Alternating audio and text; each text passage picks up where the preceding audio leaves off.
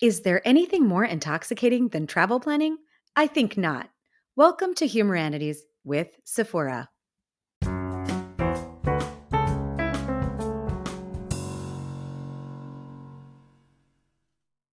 At the top of the list of things that bring me happiness, you will find travel. Travel not only involves visiting other places, but it also includes two of my favorite things: planning and organizing. When it comes to planning, I rely heavily on my phone nowadays, but there's never been a time in my life when I didn't look at a paper calendar with glee. As soon as new calendars and planners go on sale just before the holidays, I'm sure to pick one up. It has to be a nice color, the kind of color that will set a positive mood for the year ahead. I sit down and map out my days, weeks, and upcoming year, all color coded, of course. And by New Year's, it's already filled with all the events I'll attend and personal milestones I want to achieve. I didn't know the system could be approved upon. However, things changed when my first child was about to enter elementary school and I went supply shopping. On a side note, I love stationery and school supplies. Who doesn't? Anyway, as I was perusing the calendar aisle at Staples, I came across my first academic planner. I'm not sure how I ever missed these before, but talk about a game changer. Not only was I now able to sync up items with my children over the course of the school year, but with the extra months added on for July through December, I'd get a whole 18 months of calendar space for planning purposes. Yes! Now, once the kid stuff, work stuff, and big stuff are all recorded on my calendar, the next fun part occurs. So, what's so fun that happens next?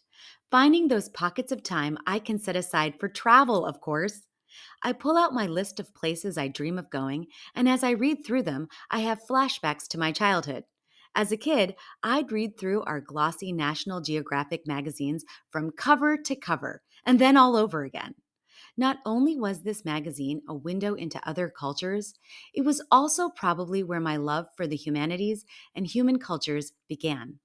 Now, I didn't grow up with much in the way of money, but my parents were adamant about spending money to fulfill three purposes: education, charity, and travel. All were equally important. Our family's monthly subscription to National Geographic magazine is probably the best investment they ever made for us kids because it fulfilled all three purposes. They valued learning about history and studying cultures. During my childhood, I think we had a brand new car just once. We didn't live in luxury, nor did we travel in luxury, but I was fortunate to have visited places other kids didn't know existed. These included everything from religious sites and palaces to slums and remote villages. And seeing other people and places broadens your compassion and builds empathy. Let me take pause to share my new understanding of compassion and empathy. I'm going to refer to Brene Brown's book, Atlas of the Heart, and quote her words. Compassion is the daily practice of recognizing and accepting our shared humanity so that we treat ourselves and others with loving kindness and we take action in the face of suffering. She goes on to write that empathy, the most powerful tool of compassion, is an emotional skill set that allows us to understand what someone is experiencing and to reflect back that understanding. To break this down further, she writes about two types of empathy: cognitive and affective empathy. Cognitive empathy is about perspective taking, and affective empathy is about emotionally tuning in to another person's experience. My parents and National Geographic sowed the seeds for compassion and empathy in me, along with curiosity. While this podcast is focused on the arts and humanities, I love to know how things work, and so I do have to make a plug for the sciences and engineering. What's great about travel is that when you go to different places, you learn what is important in other cultures and how they identify community priorities and build systems around those priorities. What do I mean? Well, when I found myself in a relatively small city in Turkey, I noticed that in a heavily congested area with both traffic and pedestrians, the traffic lights weren't just the traditional red, green, yellow lights that hang on electric wires across the road or upright as posts on either side of the traffic lanes. What they had was an entire rainbow shaped red, green, yellow lighted bar that stretched over the traffic lanes from one side of the sidewalk to the other, with the countdown for crossing indicated in huge numbers on both sides of the lanes so that drivers and pedestrians had a sense of time.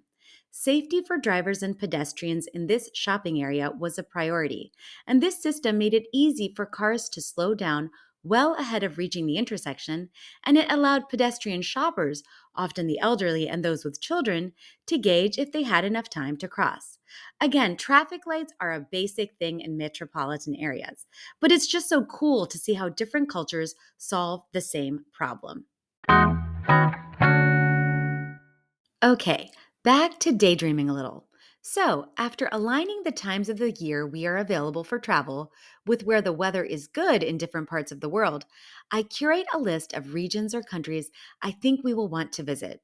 The curated list usually includes a National Geographic type destination, but it will also include places recommended by friends or highlighted in social media. I'll do a brief Google search of places to go or things to do in those regions or countries before I take the next step. The other awesome part of travel planning: studying. I check out all sorts of books from the library about the countries under consideration, and I can spend anywhere from a week to a month reading through almost each one. I'll read up on their histories, their customs and traditions, major points of interest, the places to visit that are off the beaten path, and so on. And I'll get lost in all the maps. I've never come across a map I didn't love. When I was young, I'd protect my National Geographic maps like they were sacred artifacts themselves. Just before my wedding, my best friends from college asked what the best wedding present they could gift us might be. My response? A globe. Those maps and that globe are with me in my home office every day, and I've never gotten tired of looking at them or dreaming about the places I've yet to see. After studying a bunch, I move on to doing the grown up tasks of figuring out a reasonable budget and making sample itineraries for each possible destination. These itineraries have some of the things I love to do, but they also have to take into consideration some of the favorite things my husband and kids like to do when we travel too. I enjoy spending hours at historic sites and museums, hiking and exploring, or just wandering around aimlessly. My husband loves to experience driving in other countries. He's lucky to be able to drive a manual and has experience driving on the left hand side of the road, so any chance he gets to do either in another country makes him very happy. When it comes to the kids, one daughter loves to visit big cities and shop. The other daughter loves ice cream for breakfast and to jump on hotel beds. In the past, I've been accused of never resting much when we're on vacation. For me, there's no time to rest because there's so much to learn and see. While I want an adventure, my family wants a vacation. So now we pace these adventures a little bit better so that they have vacation like elements. We've learned to oscillate between intense days and low key days so that we can all keep our levels of interest high and exhaustion moderate. Anyway, if I had to choose the best thing about making travel plans, it's actually those days where we plan to have no plan. While it's nice to have major anchors in our itinerary, like monuments and popular tourist attractions, it's always most fun to take recommendations from people in the area on where to eat or what to do. I think I've had my most memorable experiences everywhere this way, both internationally and domestic.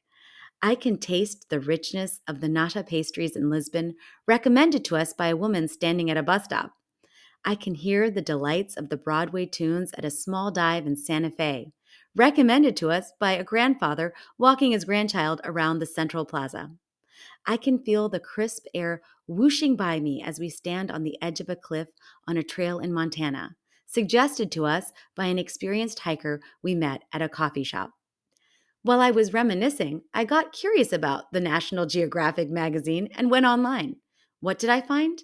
An article from May 2020 written by Erica Jackson Curran, expressing how travel planning produces happiness because, and I quote, "We often know enough about a trip to imagine it and look forward to it, but there's also enough novelty and uncertainty to keep our minds interested." Exactly, Erica. After all the foundational work is done, Ultimately, as a family, we sit down and discuss the pluses and minuses of travel to our potential destinations. We consider modifications by adding or deleting things on our itineraries, and so on. We have a whole process before we vote. Once the votes are in and we have a winner, I finalize the itinerary and my husband figures out the flights and accommodations. And then I get to organizing. I look up the latest articles on travel hacks and then scour Amazon to shop for various travel accessories to make organizing easier. I use an app for our packing lists and go to the individualized list that's prepared for each family member and update the number of socks or t shirts each of us should take with us. I cannot fully convey how exhilarating it is for me to pull out our packing cubes and pre-set toiletry bags. Talk about a rush. When the day before our trip arrives, I pack my travel backpack with medicine, snacks, and an extra outfit for me. Because on more than one occasion, it's the suitcase with my clothes that doesn't make it on our flight. But the other thing I love about traveling is how we engage in problem solving. I knew I married the right man when on day 3 of holding out for my suitcase in Vienna, Austria, I found my husband ironing my hand washed wet socks. Like many other families, on the morning or evening of departure, I have the distinct pleasure of bickering with my family about all the things that must be done before we head out. My teen tries to negotiate with me over what she wants to have in her backpack versus what she would prefer others carry for her. No. The younger daughter will always try to sneak in nonsensical items into her bag, like a slinky or squishmallow, so I have to remember to confiscate them. My husband gives one of two possible empty threats: that he is either leaving without us or not going on the trip at all because we're fussing too much.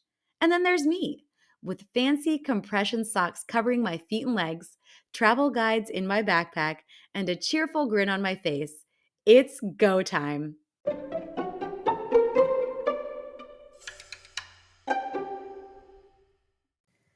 Thank you for listening to Humoranities. Enjoying the podcast? Please take a moment to rate it. And for more musings, visit humoranities.com and be sure to follow on all social media platforms.